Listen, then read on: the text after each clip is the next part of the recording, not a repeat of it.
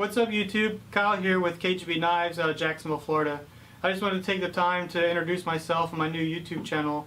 In today's video I'm just going to be going over some of the videos to expect out of my channel in the future, go over a little shop tour of what I have, and I'm going to discuss some of the knives that I currently have that I'm working on. Alright, so my next series of videos that I come out with is going to be my process start to finish of my neck knife design that I make. It'll be a full tutorial of what I do all the way from the design of the knife to the making of the sheath of the knife. So future videos will feature what I do to heat treat a knife. It'll be with the new kiln that I'll have in the shop, and I'll show you guys what I do for that.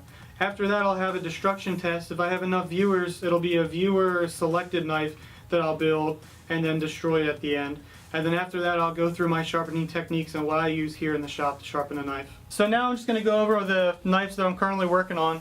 Right here I have my neck knife design. This is going to be the one that I'm going to do a video series on from start to finish on my process of making this knife. Also I have here two prototype Kardashian knives that I'm making. These are the first time I've made these kind of knives, and they'll soon be for sale.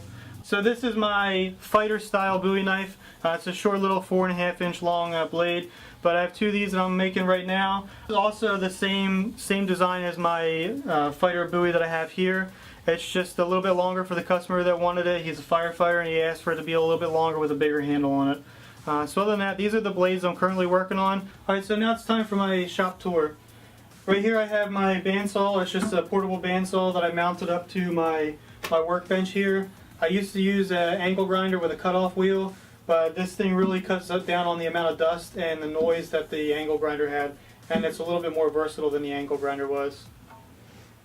Moving on, over here I have my drill press.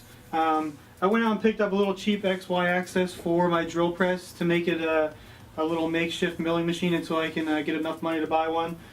Alright, so I'm going to go ahead and move on to my vise. You'll notice that a lot of knife makers have one in their shop.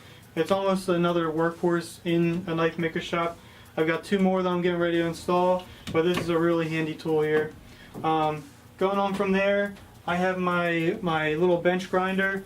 I use it for sharpening my knives along with put buffing wheels on, and I'll buff out the handles to get a nice polish finish on my blades and on my handles. Alright, so this is my forge here. I built it myself.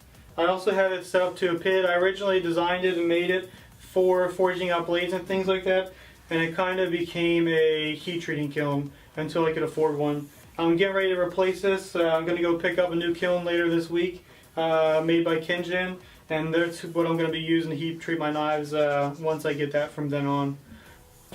I've got my 2x72 belt grinder. I also made this myself. I got a small wheel attachment for it as well. This is another big workhorse inside the shop. Another important thing with your belt grinders, I also have a light here that I got from